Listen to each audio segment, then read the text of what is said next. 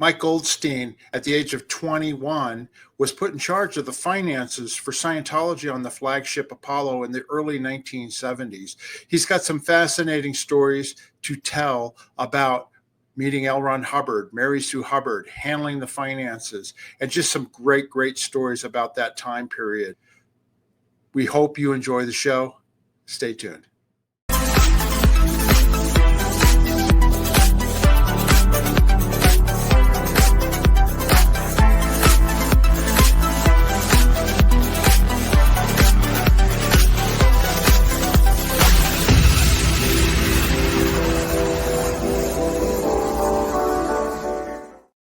Hi, everybody. Welcome to our channel, Scientology Peeling the Onion. My name is Mark Fisher, and I'm here with my great co-host, Janice Gillum Grady. How you doing, Janice? Hey, good day, Mark. Good day, everybody, and welcome to Scientology Peeling the Onion. You doing good? Yeah, doing good. We got back from Clearwater, and I'm still trying to catch up on some things, but life is good.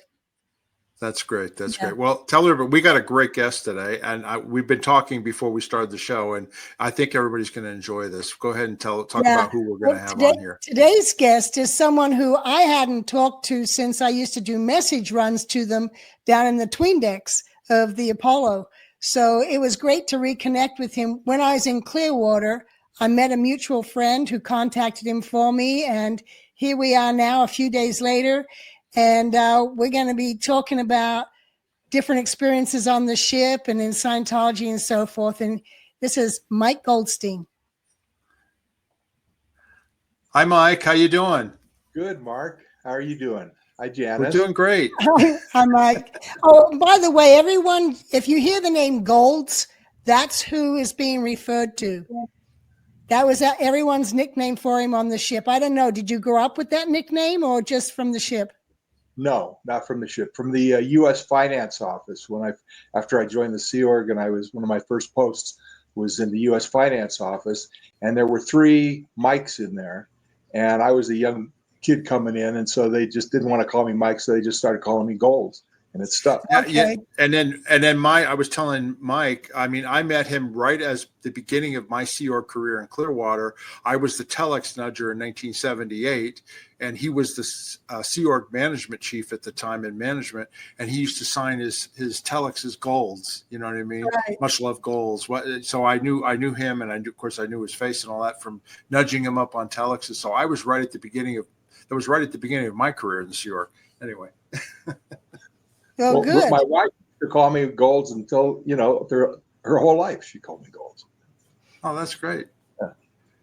Well, we want to start right at the beginning. We'll start right at the beginning. Mike, how did you get involved in Scientology? And just let it rock and roll. Let's hear what you got to say. Okay. What happened?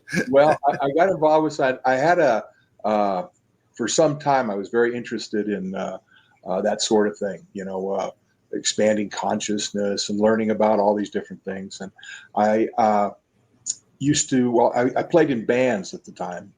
And and somebody had told me about this metaphysics, and I went down and did this course. And when I got to Boulder, this was in Denver, and then later I went to Boulder to the university, and I also continued to play music.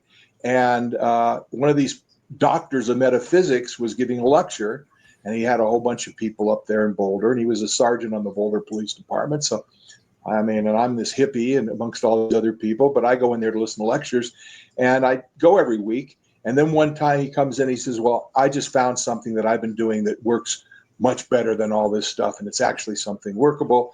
And he pulls out the Dianetics book, and he asks for a volunteer. So of course I raise my hand, and he does a session on me, and I get something out of it. And then afterwards I'm going over to his house, and he's giving me sessions. And he had learned from some old timer. He'd never been into an order or mission. Some old timer by the name of Bob Arntz from the 50s lived in Boulder. And he gave him the book and worked with him. And then he did the same with me. So then I started book one auditing. And I had a little practice going. And then I see in the back of the book, this thing, it says Scientology Denver. And I go, what's Scientology? What is that? He goes, I don't know. He didn't know either. So I called up and I went in. Oh yeah, that's what we've been doing since. Oh yeah, that's old stuff. That was what I like. Oh, you haven't heard all the good stuff. So I go into the mission and I do a comm course and a P course, comm course, that kind of a thing. And so I was just kind of doing that sort of thing for a while until I had some. I decided, and I don't need to get into all that. It's a long story. I met a musician by the name of John Hammond Jr. I don't know if you know who he was. His father was John Hammond, who invented the Hammond organ. John Hammond Jr. Oh, okay. The movie Little Big Man with Dustin Hoffman. Yeah. He did the music for that. That really funky. Oh, okay. And I played with him in Boulder once, and he was he was an OT7, been up the whole bridge of Scientology, and so he told me what I should do this and all this kind of thing, and so it just late 60s. Is this in the late? But I started in like the late 60s, like 69. Okay. This is now we're in like 1971. That's when I met him. And it was the thing where we ended up going out to LA, the group, and we were at the Celebrity Center, and we were not treated really well. And I ended up at the LA org at a Congress, and then I saw this guy, recruiter by the name, I didn't know his name at the time, Ron Gablehouse. Grumps. And he was looking pretty dejected because nobody was coming up to him. And I went and asked him, what are you selling? And he told me about this thing in a billion-year contract. And I was just, you must be an idiot. What are you talking about?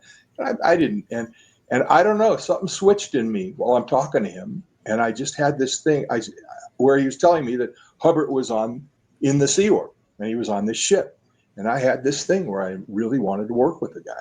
I felt like I had to. I don't know. It was this weird thing. So I said, okay, is that where he is? I said, I'll join if I can work with him. If I can go to this flag. And he goes, oh, sure. He just sat for the day. So he takes me over to AO and I sign a contract with the idea that I'm going to flag. Wherever that is. Yeah. By the way, AO is Advanced Organization for Los Angeles. Yeah. Right. All of the organizations at that time in 71 were all in one, almost all of them. We're in a little area.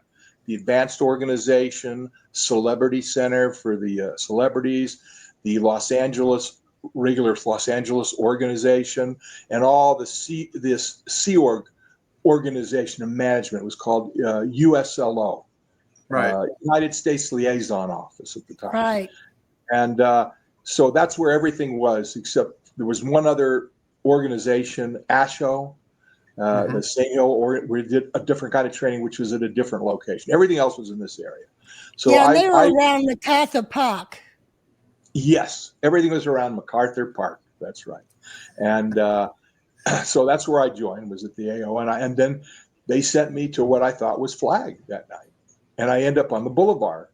And I thought it was Flag. I didn't know. I'm just this HQS grad. That's all. The Boulevard is the ship in Los Angeles and San Pedro, California, right? It was somewhere on the heart. Yeah, LA. There were two ships. There was Boulevard and then the Asia, which became the Excalibur. Okay. So there were two ships there, but I was on the Boulevard first. And I think anyway, I was on the Boulevard and I was there for like a couple of days, and I'm going, where's LRH? The guy said, what are you talking about? He's not here. He's what? That's when I found out I wasn't on Flag. You were lied to in a recruitment interview? Yeah, can you imagine? But I'm a 21-year-old kid. What do I figure, okay, I figure what I got to do now to get there, because that's all I wanted to do for some reason, was my only thing. And it was like, if I can't do that, I don't want to do anything. So I figured, how am I going to get there from here? Well, I just have to get his attention. And how do I do that? By working. And that's something I learned from my father, how to work, not from him. I learned when I was a kid, I learned how to work my dad made me go to work at 11 years old in the summer. You go to work, half the summer. And I had to work with men and stuff. And I felt really like, oh my God, how am I, making fun of me? And my father told me at the time, he said, I'm going to tell you a secret about work. He said, you go to work here. So you're going to be a good foreman someday. You got to be a good worker. And in order to do that, being a good worker means that whatever they put you on, you do the best job that you can as fast as you can, and you never loaf. Because if you loaf, it's like stealing. If you agree to work for somebody and you don't work as hard as you're stealing, and you deliver you do it as fast as you can and with top quality. And I'd go into competition with guys in my head so that I could gain the respect. And I used that my whole life, and I'd always get promoted. So I figured same thing would work here, which within a couple of weeks of being on the boulevard, I'd been already promoted like 5 times. And then one night, I'm woken up in my bunks, and the bunks were horrible there. It was like it was like you're sleeping in the bunks this far from your face. It's like you slide in like a sardine. And I got pulled out of there one night and taken to Los Angeles, late. And I think I'm going to the ship. I think I'm going to the flag. I'm almost certain. They must be. And I get to the USLO there, the building, and this must be where I get the helicopter, to go to. I didn't know. So I find I get put in this little office, dark office, and I'm in this chair, and 2 guys come in, and they start talking.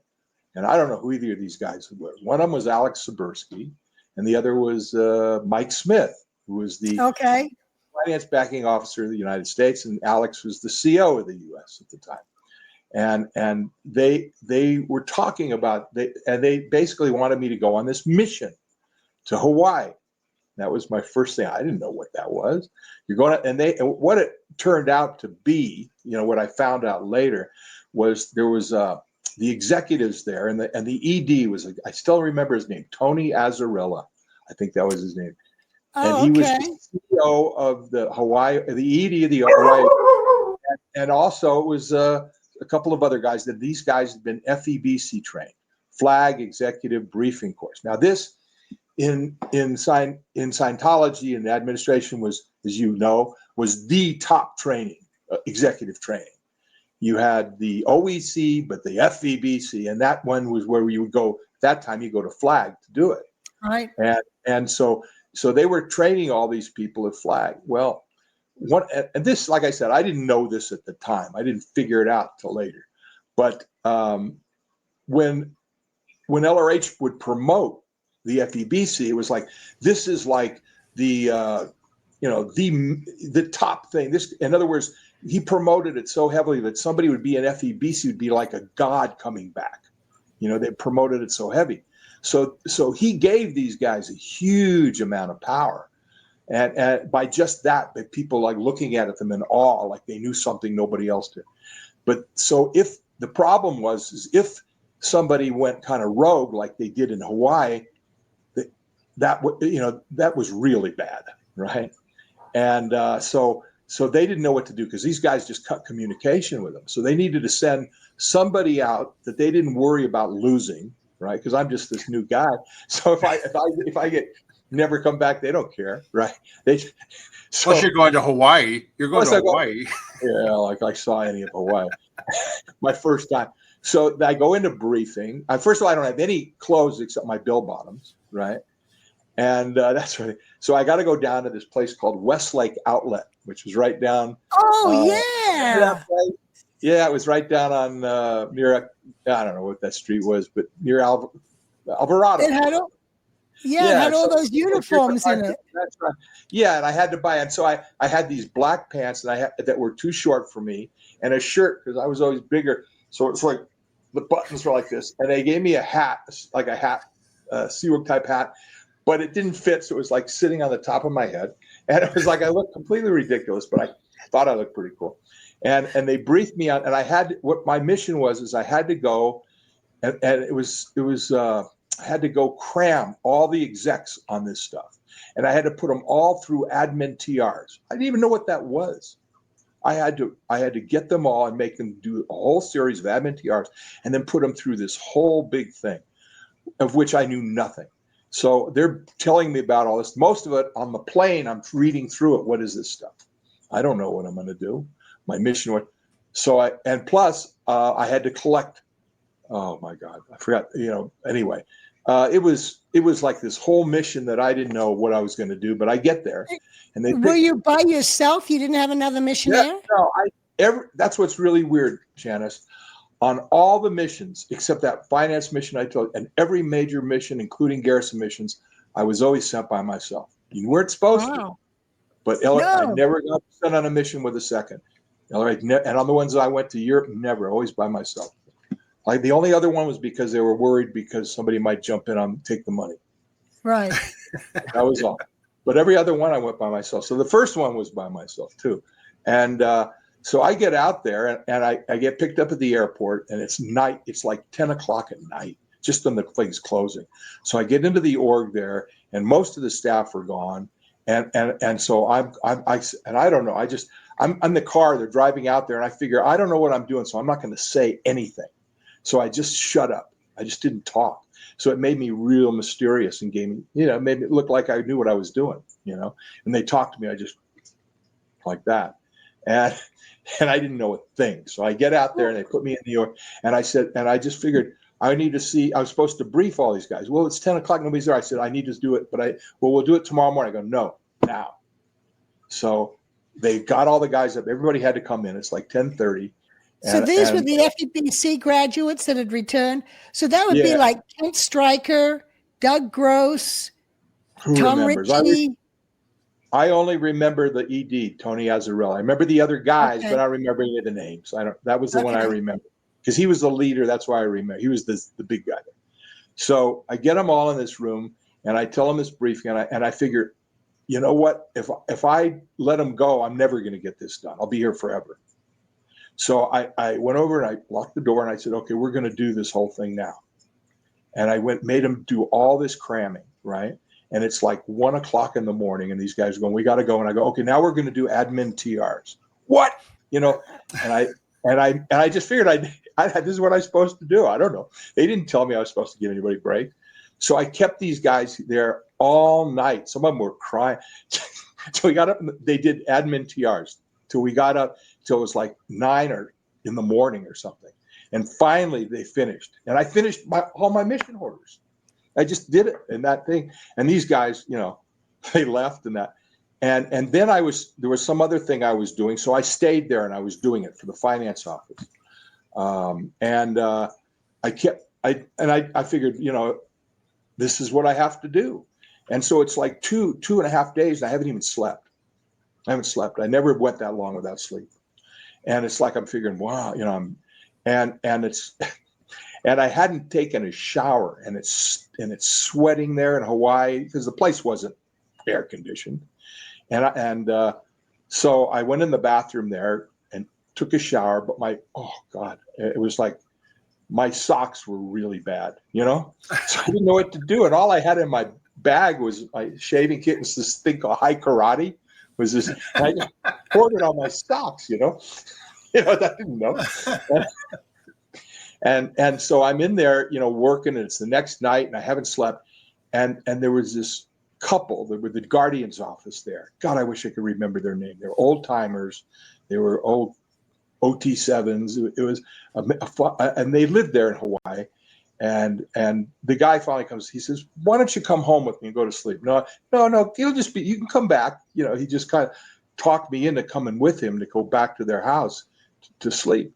And I remember getting in the car to go back, and I just figured I'll just rest for a minute. I put my head back, and I'm gone. And the next thing I know, he's waking me up. I was in a daze. I go into their house, and they put me in a room. I go and I take off my shoes. And the smell of my socks was so bad, and their whole house smelled like this. It was horrible.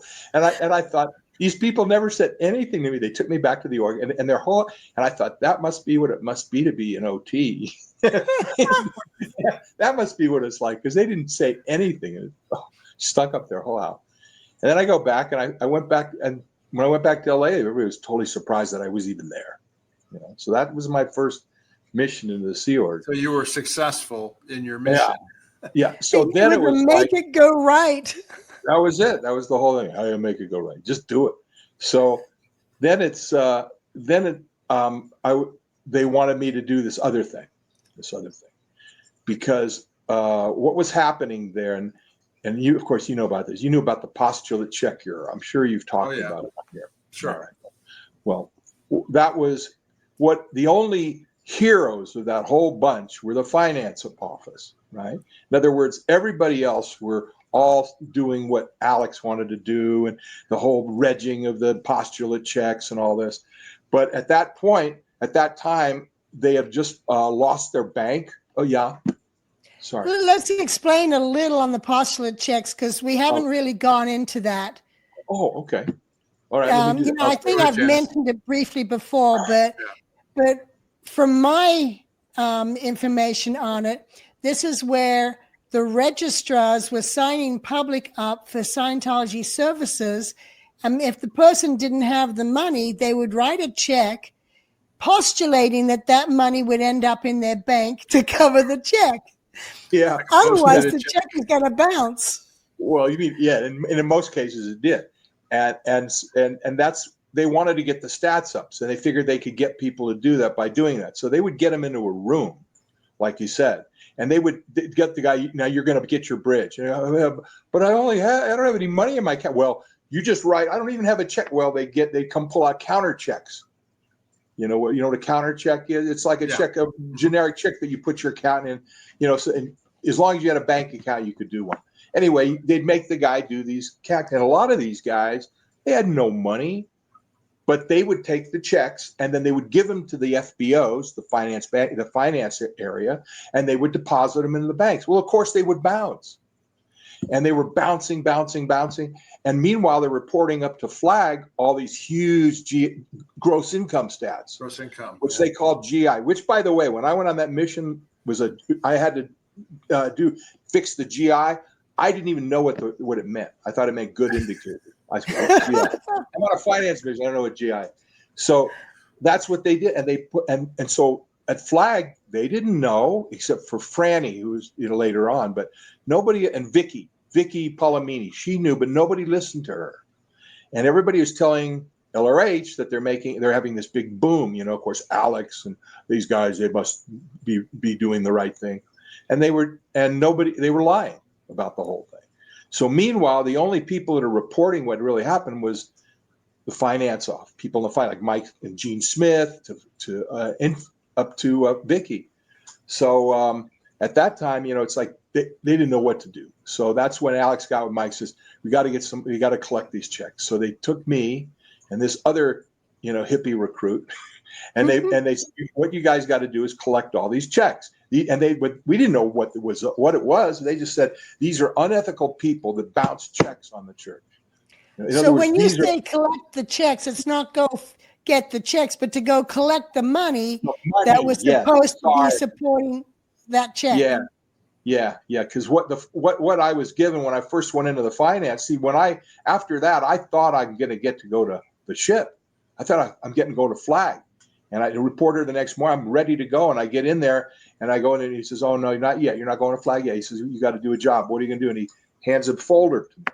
And it's full of all these checks, bounced checks, like $250,000 worth, which is a lot of money back then.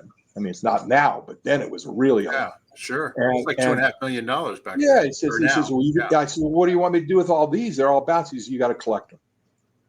How do I do that? Well, that's your job. I don't know. These are just unethical people, and you got to make it go right.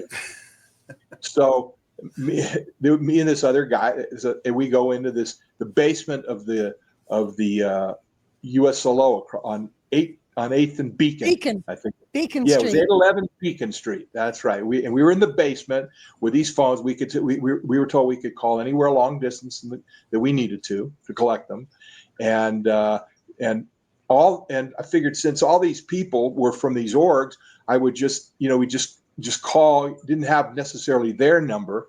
If you couldn't get off the check, I would call the org or the mission they were from, and at their break, when they were on break from their courses, I would talk to them, right?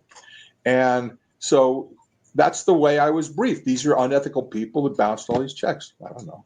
So I start talking to these people, and they're going, what? And some of them are like staff members that have like $6 in their account, and they wrote a check for $3,000, and I'm calling. They don't make any money. They're crying on the phone. I'm going, and that's how I figure out the story of what happened by these people.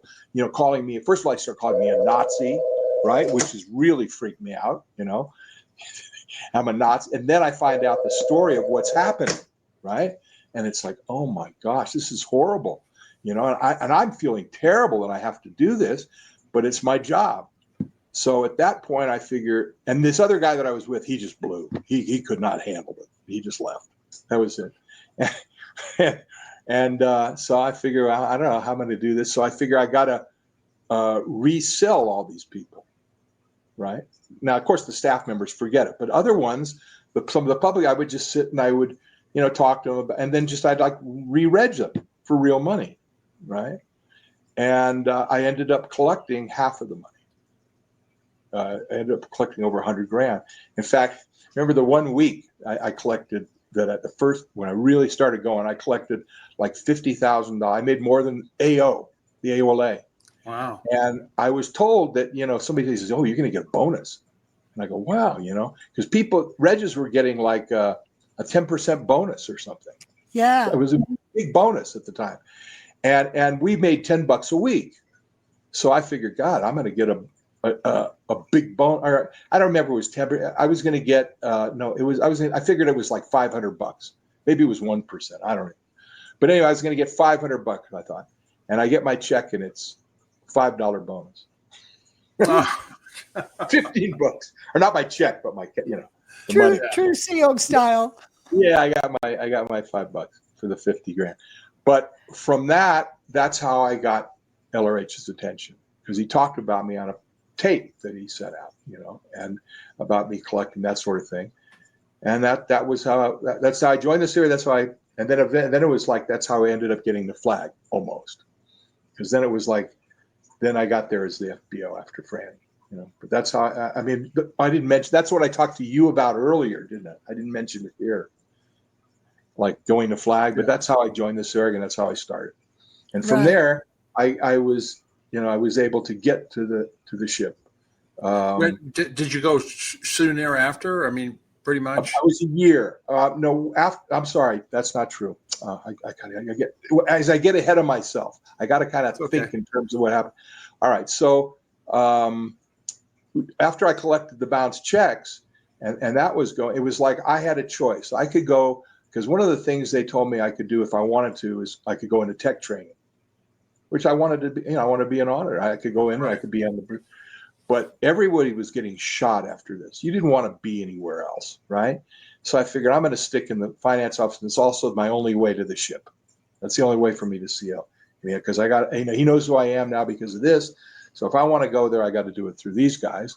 And so Fran Broker, Pat's wife, they were both in the finance office.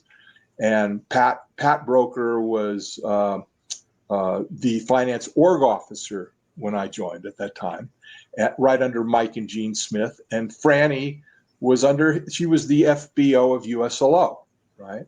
And the different orgs there. And so when she left, they put me in charge of that. So I was now the FBO over USLO. I had to go into FBO training first, of course. So I was months in training, doing the training. And then I took over the post of FBO and was the FBO of the USLO and the Mexican base. We had a base down there with all the kids. They put all the kids in a base down in Mexico. You remember that? Oh, yeah, that was dreadful. It was horrible. Mike, I just want to explain to our viewers, FBO is finance banking officer or flag banking officer. Basically, they handled the money that came into Scientology, not from the local organizations, for the C organization. And eventually they were in charge of, their job was to get the money in, make sure everything was, records were copacetic, and then send the money to flag, send the money to the Sea Org, right? Well, your percentage. Yeah, the FBOs. It was originally the flag banking officer. I think the original FBO was Mary Sue, and she and LRH wrote most of the policies for the finance. So most of the stuff on the PAC, and then you're right. It was a Sea Org. The finance office in the U.S. in Europe. These were Sea Org members, but there were FBOs. We were putting in all the orgs. Right. So every org eventually, when I joined, there was only of the regular organizations that were not Sea Org organizations, like ASHO and AOLA, and right. Other than those, it was only LA org and the San Francisco org. Eventually, we'd bring them in for training, and then we wanted to have they had FBOs in most of the orgs, and the FBO's job was it was an autonomous network, the FBO network. That was one thing. There were several autonomous networks, like the finance network, the FBOs. There was the Flag Rep network, which was their own network. There was, of course, the GO was the big one, the Guardian's office. And there was the CMO. These are all autonomous networks that ran from a senior at Flag, right? Right. Okay. The LRH communicators. The LRH comm network, that was separate too. So the FBO at that time was Vicky was in charge, but then all the FBOs worked only for her. And their whole job was to make sure that the orgs remained solvent. So they approved all finances and disbursements from the org eventually, because they wanted to make sure that the org was not spending as much as it made. That was one of the jobs, and the other job was to send money to Flag, because they would collect once you paid all the bills, they would take a certain percentage or what they could and try to send it to Flag. Right. Right. And that eventually ended up in what was called Sea Org reserves, which was one big account that they were building up, this huge reserves for any future calamity, IRS settlement, or whatever. That was. And that's also what the ship lived off of. Yeah, that's everything. Yeah, that's what I ended up on the ship. The Sea Org reserves was all that money that came in, or whatever other money they had. But that was, like Janice says, that's what the ship lived on. That's what everybody, that everything was Sea Org. All the money that we had in the local bank accounts was Sea Org reserves. It was all counted in Sea Org reserves. The majority of Scientology's money was in three places. Okay, Sea Org reserves. Then there was the GO reserves, which was probably more, and all of their reserve accounts. And then there was the money that the missions had in their accounts. And why that was so much money is because the missions worked differently than the organizations. And all of the organizations, they had to, they could spend everything they made. Once they paid out to Flag and everything, they could spend the rest they made. The missions had different policy. It was smart, and their policy was run by the guy who was in charge of their finances, a guy by the name of Herbie Parkhouse. In the Guardian's office. He was the Guardian's office worldwide, but old Herbie. Yeah. Anyway, that's another. Anyway, but Herbie, they set up the finances in the GO to where missions could not spend the money they took in until it was being delivered. So if you a course, they read somebody for a course, you couldn't use the money until the guy started it. Same thing. If you read a guy for 300 hours of auditing, you could only use that as he started each 12.5-hour intensive. Right. That way it kept away the liability of the debt. Yeah. And that's sure right. People delivered. It was smart. That's how they ran that. Well, so they had huge, what they were called building fund accounts. That's where they kept, they were huge. So later on, when Miscavige wanted to take over the church, that was the whole plan. You have to get, those are the three sources of the money: Sea Org reserves, the Guardian's office reserves, and the Guardian's office. And that's how they had to be taken over. First the SO, right? Then the Guardian's office, because the only way to those other two reserves were through the GO, because they also controlled the mission reserves. You got to get rid of the GO to get those money. So anyway. And the missions had to pay 10% tithes. Yeah, they paid 10%, and so did the orgs. But we paid more when we could. That was the whole idea of the FBOs. You take what you could take, and still keep the orgs solvent, right? Right. And just so people know, I mean, these organizations were making, back in the day, they were making a lot more money than they are today, but they had plenty of money to pay their staff a living wage. They just did, the pay system just wasn't set up that way. It was take as much as you could into the reserves, pay them as little as you could. Right. You know what I mean? And that's they could have paid the people what they deserved, an hourly wage. You know what I mean?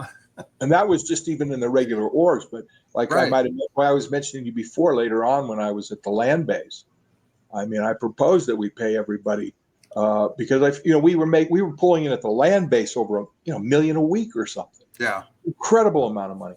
And here all these people are being paid. We're all being paid $17 a week. Right. And eating rice and beans. Well, we did. To be honest with you, no, we didn't eat rice and beans. We ate pretty well.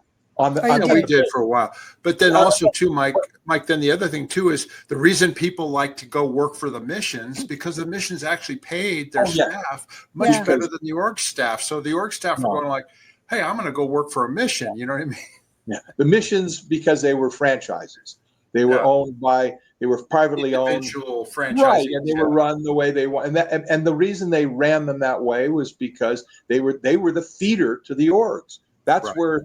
Those places where people came in and they were treated really well and they were nurtured, and then they get to the org, then they're treated like they're treated there. But that's where people are coming in from. Right. So why you saw everything later crash is because when Miscavige took over, he went after he took all their money and took over the missions, turned them into mini orgs, and there was your whole flow. He cut it off, destroyed it. Yeah. Right. He got the money. Many closed down. Well, yeah, exactly. They were shut down. And I worked with a lot of the missions before that because we were doing, we had started the Book One movement. And we were doing seminars to all the orgs throughout the U.S. and Canada. So you'd see, I worked with a lot of the mission holders and saw what was happening at the time. Like there was a big mission holder by the name of Steve Surrey, and he owned the mission in Denver, Salt Lake, and he'd owned 3 or 4 missions in Washington. And so we go up there and do events, and he lost them all, just like that.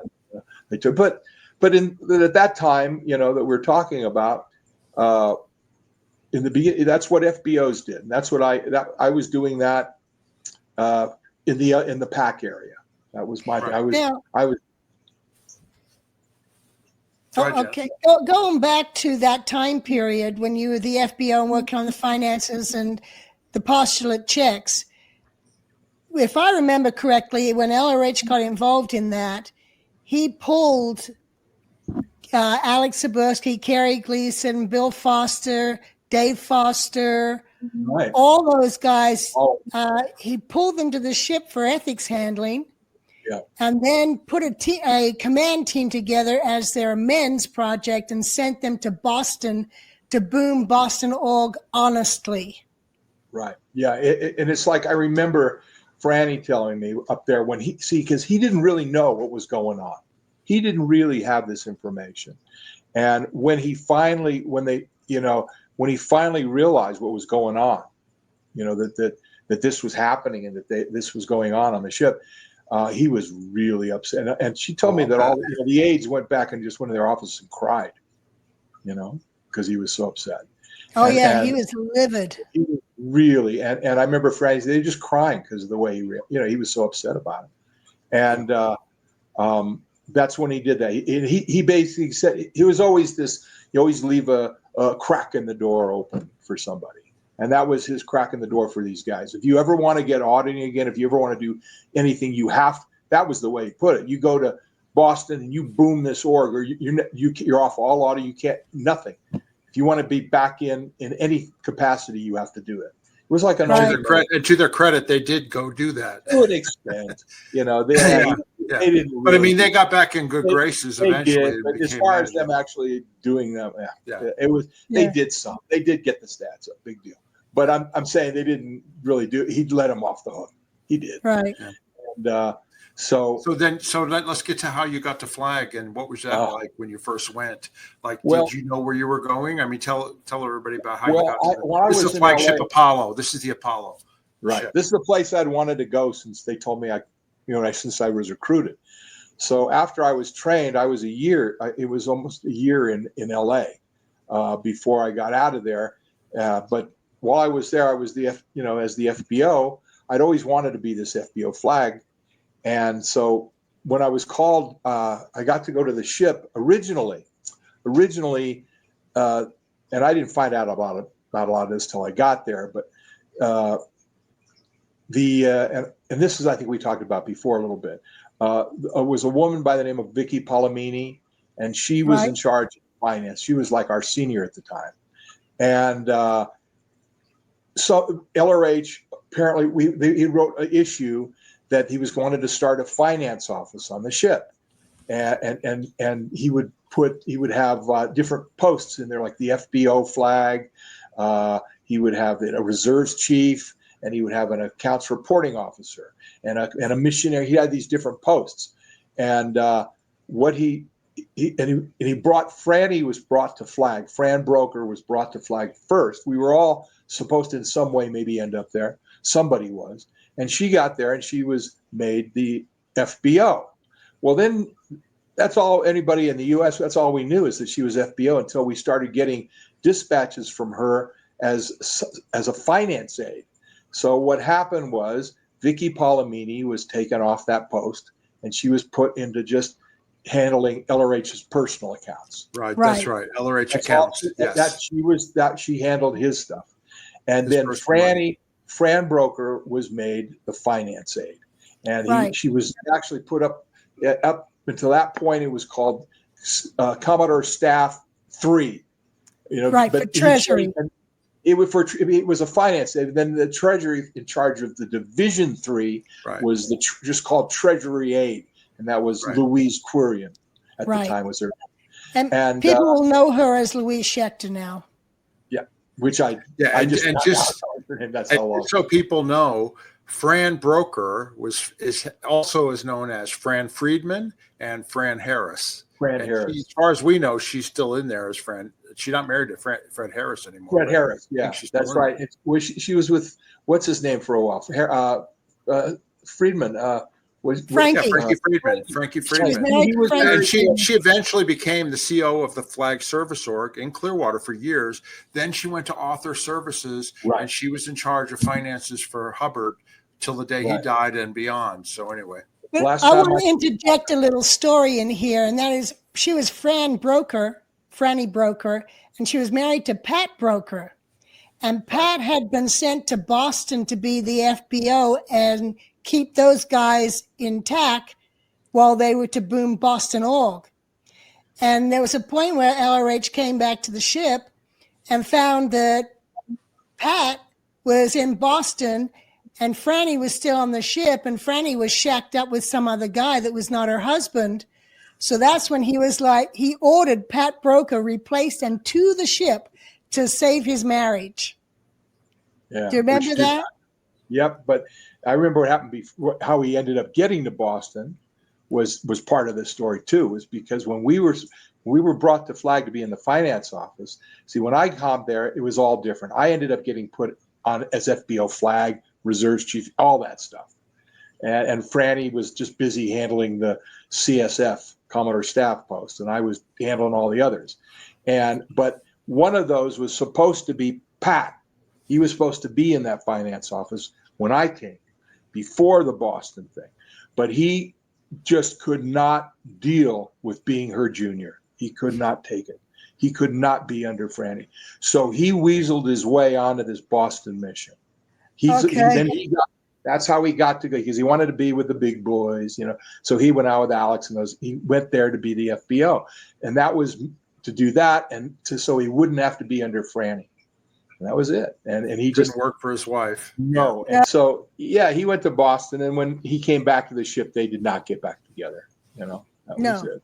That was just not, that was just not going to happen. But Mike, can you tell us about your trip to Flag for the first time and how you got there? Yeah, pretty strange. All right. Well, when I finally was going to go to Flag, of course, you don't know where Flag is when you're going. And so I ended up when they briefed me to go there, I had to go with this package, this little package, and I was supposed to take this package with me there. It was something for LRH, and it was very important, and I could never make sure that it never got lost. So I get on the plane, and it goes off the metal detector, and they had to cut open the package. And then I find out what it is. What I was carrying, which was so important, LRH's underwear. It was the snaps on the underwear. Oh. In the middle of it. So and then you have to tell them, once you get your shots and all that kind of stuff, where you're going. I don't know where I'm going. So Right. I have to kind of just lie to the people saying I'm going here. I don't even know where I'm going to go at this point.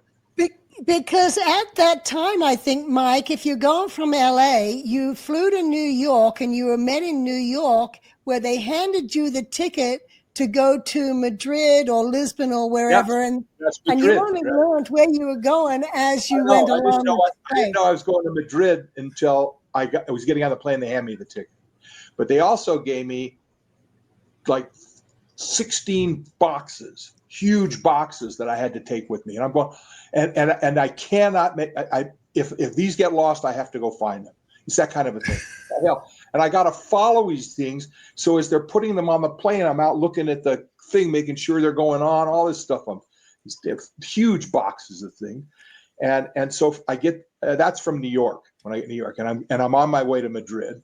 So of course, then I have to, for some reason I stopped in London at Heathrow, and I had to catch the plane to Madrid. It's on the other side of the airport. And I had to get these boxes across the airport to the other one. And I just collared some guy to help me on these, to get them on a gurney, to get them all over to the other plane, to barely get to Madrid. And I had to make sure that it was always cool. They couldn't be out very long. It had to be refrigerated. So it's just a total nightmare. So I get to Madrid and they put them in storage. And then I'm there in Madrid a couple of days. And then I find out from there where I'm going, and I'm going to Morocco. So I'm on my way to Casablanca, I guess. I don't know, Tangier or somewhere in Morocco. And on this plane, like I've never been on a plane like that before. It was like out of that Eddie Murphy movie where he's flying over, and it's all the weird food and the music and everything. So I finally get to Morocco, and I find out I get to wherever we were, and the ship's not there. It had already moved. Oh no! So then I got all these boxes that I'm trying to find ice for, whatever is in there. And I find this old bus, we have to put it on, and all these people, and go to this other city where the ship is, And so I finally get there, and I finally get to the ship, and I find out what's in the boxes: shrimp for LRA. Shrimp. Yeah. You would think, Janice, you would be able to get shrimp in the ocean in Morocco. What the heck? We had shrimp in Port. We didn't trust Moroccan food. I got not even the seafood. I don't know if you remember, I got food poisoning in Portugal, almost croaked, eating it. And a restaurant LRH took me to. It was one of the finest restaurants, and we went there, and I ate escargot and got food poisoning, almost died. Yeah, so you made it to the ship. You made it to the ship with the shrimp. Made it to the ship. And what did you think of the ship when you first saw it? I'm just kind wow, this is great. I'm wow, I'm finally here, this sort of thing. And then I get put on post, right? And I realized that one of the reasons I'm here, one of the reasons he wanted me on that post was because of what I did in LA, which was straighten out the finances in the orgs and make all of that sort of thing. So I'm thinking, now that I'm here at the ship, this is like, what do they used to call the flag later? Mecca of tech perfection. I thought it was the Mecca of policy. I mean, I figured all this, everything's going to be so easy and nice here, and I had this whole picture, and all the finances in LRH's area, in the household unit, where their own finances were complete, as he used to say, dog's breakfast. It was all crap. It was like I was totally blown away that it was so off policy there, and the biggest thing the worst sin that you could commit as an FBO in finance was to be insolvent, for an org to spend more than it made, and and Flag was spending more. They were insolvent. They were taking money from reserves to live on. And I looked at that and I figured, oh my God, and now I realize why the other guys have been brought as FBO and they take them out on a stretcher, because to straighten this out, you're going into the teeth of all these people that have, like people like one of the first guy. Anyway, I'll tell you that. What I had to do is I figure if I'm going to straighten out these finances, I got to do it. I got to do what I mean, it's off policy. I'm going to put it in. So the first person that I start approving things the way you're supposed to do it. And I cut, and I didn't, and this guy sends me this stuff for the financial planning, and there's no information there, just demand for money. And it's a guy by the name of Murphy who runs the engine room. Dave Murphy. Yeah, and he's like the big shot. I mean, he's like supposedly LRH's, you never mess with the engine room. You never mess with Commander Murphy. And this whole thing about rank, by the way, something about that I hated it. And I would never apply for rank. I just thought it was dumb. And I was a swamper, right? And I'd never call it, and I refused to call anybody sir except for LH and Mary Sue. I just wouldn't, I just wouldn't do it. And so when I was there, I'm this swamper. He comes in and I cut his stuff. He starts yelling at me. I said, "That's it, get the hell out!" And I threw him out of my office. And I figure I'm going to be thrown off the ship. That's it. I also the same thing. The household unit person. There was the finance person handling their finances. Household unit. For those that don't know, that was the Hubbard family money. Right. That was money for them, and she taking care of them. Yeah. To take care of the house, for the Hubbard family, and there was a girl that was in charge. Her name was Marie France Berlin. She was a French girl. Do I have her name right? Yeah, that's correct. That was Mary Sue Stewart. It's like as I start talking, I can remember these. Oh God! And I go up there and she sent me for the demand for money, and I said, "Well, where's the counting on the last money you got from this guy that was on the post before me, a guy by the name of Gilbert Black, this little South African guy with thick glasses." And so she goes up. There's all this money in drawers and stuff, and I go, until you straighten this out, I'm not giving you a dime. This is ridiculous. So I went down. I figured now I'm going to get thrown. So the next thing I know, I don't know what's going to happen from doing this. Next thing I know, this Murphy comes back to my office, cap in hand, calling me sir, with a full. And he could have done it. He gave me the full financial thing to, now can we please have the money? So apparently LRH had a talk with him or something. So then I'm sitting there going, well, I don't know what's going to happen with Mary Sue though, because I just cut their. So I stopped thinking about it. I didn't worry. So I'm starting to feel kind of cocky, right? And my office was right A deck. Let me see if I got this right. There was LRH's research dining room, right? That was yes, A deck. It was on A deck. Right, and then there was the two hallways. The one that went down to the Hubbard area at the bottom, and then there were others where the aides slept, right, and then the deck above was LRH's research room and all the aides offices and the staff. Correct. All that Promenade deck, right. So my office was the first one as you come down to on this side of the port. on the port side where LRH lived. The first set of officers right there was you, and Vicky was in there, and right. And I think I was my cabin was across the hall too. I had my own. I never slept in the what do you call it? Dorm. Always had my own cabin. I never held watch. I just was allowed to do whatever I wanted. I don't know, for some reason. So I that's where I was, and that was the office I was in at that time. And so I forgot where I was talking about. Oh, you're talking about how Mary Sue, you had. So I'm in my office there, and I think there was an office next door to me was his secretary, Lynn Visk. Yes. She's a typist, and she was next door. And when he wasn't in session or when she would turn up music and she'd be typing all day, typing. She typed up his stuff or, like transcribe tapes and stuff, something. Anyway, she was in that office and she's playing music, Santana or something on the radio. And I'm in my office and all we had were like crank adding machines, no electric. So it was like, and I'd be doing I was smoking a cigar at the time and listening to music and, doing the beat with the thing. And I would go, just kind of listening to music and doing my books. And all of a sudden somebody's knocking at the door behind me. And excuse me, Golds, can I talk to you? Yeah, 1 second, baby. Let me get this downbeat, okay, yeah, okay, give me a second, honey. And I just finished it up. And I turn around and it's Mary Sue. I'd never even met her before. And I'm just going. And so she didn't say anything. She just comes in the office and closes the door. And there's these little seats that used to come down from the door where you could sit on them, like a little chair. So she pushed that down, sat on that across from me. And she said, look, I know that, our finances in the household unit's all messed up. And I know that, you just all you're doing the right thing, but we really need that. And she doesn't know what she's doing. Could you help her? Could you go help Marie, help her get her stuff in so we could get it, please? Sure. What am I going to say? Of course. Yeah.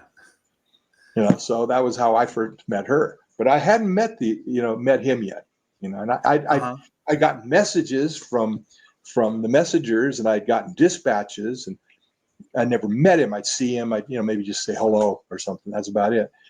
But I never met the guy, and never talked to him. And my basket was to get to my in basket. I had to go up the stairs because there was an office when he had his research room, and then you had the 2 rows of offices where the aides were, right? I think and the first office there was an office with all the in baskets and like a little library of policies and stuff that people would use when they did evaluations, right? And the rest were the age offices, Franny, Louise, Mary Sue. And then over next to LRH, there was an office for Ken Urquhart.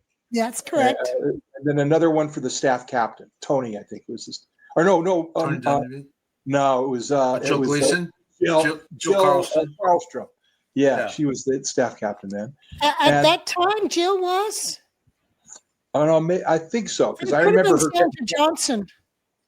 No. Sandra wasn't. Sandra, I think this is before that, because later on, then Sandra got busted. She was like put in charge of pubs or something. Yeah, I don't know. It was Jill, because I remember once when Jill was yelling at Diana for something, and Mary Sue came out and just bawled her out. Don't you talk to her like that. And she, I remember, she's a big woman, Yeah. She turned around, cried, ran back into her office. I thought it was a pretty shitty thing for Mary Sue to do, but she did it anyway. But I'm sure it was, yeah. So that's. So you're in basket. Talking about your basket. I have to go up to do my in basket. Now, at that time, I'd been on post for a little while. And one of the things that I had to do on that FBO post was I had to set up these bank accounts in the ports we were in US dollars, Swiss francs, and the currency, whether it was in Morocco, dirham, and Luscudos or pesetas. And so whatever port we had to have, he didn't want to have all of our money in that currency. He wanted to have it so if something happened in those ports. What would happen? How could we ever get thrown out of a port? Anyway, so I had to go do this, but it was not something that these banks were used to doing. Right. So it's like you're trying to do something unusual, and I'm trying to get them to do something that they're not used to doing, and I'm not. And I had to do these missions in there, and he had these other missions on shore that were like confidential missions, trying to somehow take over the local government. I mean, it was to get in. He had this idea of having a Scientology countries, whenever, this kind of a thing. Of course, nobody knew we were Scientology anywhere we went. We were all something else. But he had this mission going, and I would have to work through those guys so I could see these crazy things they were doing in some of these ports, to infiltrate stuff. But I had to work with them to get these other things going. So anyway, I had my attention completely. Yeah. I'm thinking we should end off here and leave people hanging.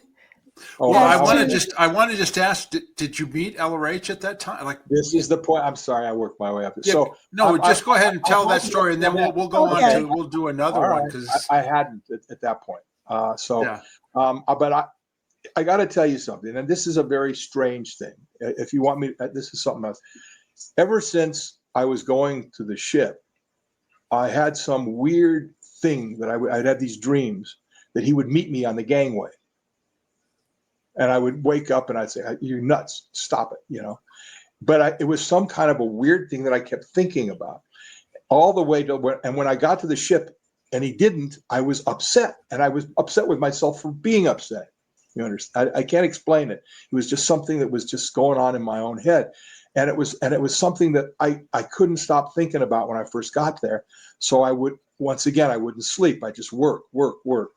And it got to be to the point, and I don't know, I kind of had this relationship with Mary Sue where she'd act like my mother. And she'd send people in to tell me to go to sleep. You know, what are you doing? What did you eat today? I'm like, what the hell is this all about? And it's just a kind of a strange relationship, right? And so I hadn't slept, because I'd been working so much on this, I finally got that crap out of my head. I wasn't thinking about it anymore. And like I said, I didn't even talk to him, just dispatches.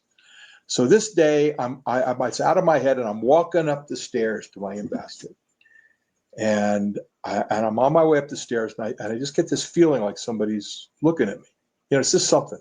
And I look up, and he's standing at the top of the stairs with his hands on his hips, glowering at me, you know, like this, you know. And I just kind of look back at him, you know, just, you know, and he says something to me, you know, like, "I hope you got money in that briefcase," or something like that. And I give him some snappy answer, and he laughs and he says, "Come here," you know, and I come up to the top of the stairs. And this is the weird thing. And then all of a sudden, I'm not there anymore. I don't know, I can't quite explain it, but I'm somewhere else. I'm not there. And I'm me, but I'm not me. I don't know. It was like, and he's talking to me, and I'm talking to him. But he's talking to me about all this stuff about orgs, and he had this idea about foundation orgs, and he's asking my opinion of this stuff. And part of me, I'm 22-year-old Mike Gold, I'm thinking, what the hell is he asking me this shit for? You know, what do I know from this? But I'm answering him. You know, it's like I'm almost a split person, and I'm answering these questions. I know this is a weird stuff, but this is what happened. And I'm sitting there thinking, part of me is kind of out of it, thinking, what's going on? And the other part of me is there talking to him and answering questions. And I look over to my corner of my eye when I'm kind of back being me a second. And when I went up there, his Ken Urquhart was over here standing next to him. And then, what's that kid's name? David Rousseau. There was a kid, David Rousseau, he was in a chair, green chair, right next to the research room out in front, sitting in that chair, right? I guess the messengers used to sit there for him to come in, you know, when he came to come into his research room. So those are the two people when I got up there. So when I kind of come out of this, I look over, and Ken Urquhart's plastered up against the bulkhead like this, you know, just like his eyes blinking, and Rousseau's in his chair like that, and I'm looking at both. I'm going, what the hell? I just lost Janice. No, I got her back. I thought she left because this is too weird. All right, and you're totally welcome to cut this out. I lost Janice, and she no, it's great. We're okay. I'm coffeeing away, so I'm trying to cut myself out. Oh, that's all right. Cough. Hang on. So I'm thinking to myself, I'm in this is going on, and I'm thinking to myself, this is so weird. And then I'm kind of back into this thing with him again. And then I think to myself, and then I'm actually talking to him, and I'm like an old friend, and I'm cursing. I'm saying all these really, you know, I'm really cursing badly, you know, and he's just laughing. And so I think to myself for a second, God, I think maybe I'm taking up too much of his time or something like that. And the next thing I know, I'm facing the other direction toward my in-basket. And I look behind me, and he's talking to Urquhart, and everything's fine. And his back is to me. And I go, I don't know what the hell happened. And I go back, I go into my office, I go into the in-basket, and I sit to get my stuff, and I'm going, God, I was just talking to L. Ron Hubbard, the founder of Divings and Science. Wait a minute. And I said, shit. I said, oh my God, what's wrong with me? And I hid out in there until he went back in. And then I ran down to my office. I closed the door. I don't know what happened. I don't want to know. Forget it. And then it happened again. the next time I went. And then after it happened a couple of times, I just finally figured, what the hell, just went with it. And it would happen. That's a great so story. many people, Mike. And it would There's happen. so many people. Sorry, go on. No, go ahead. So many people. No, there's so many people that would be in that comm center getting comm or delivering something, and Hubbard comes out of his office, and they would then just stay in there frozen until Hubbard leaves. Some had been in there for like an hour or two while he's out there talking to the aides. Well, I wasn't coming out because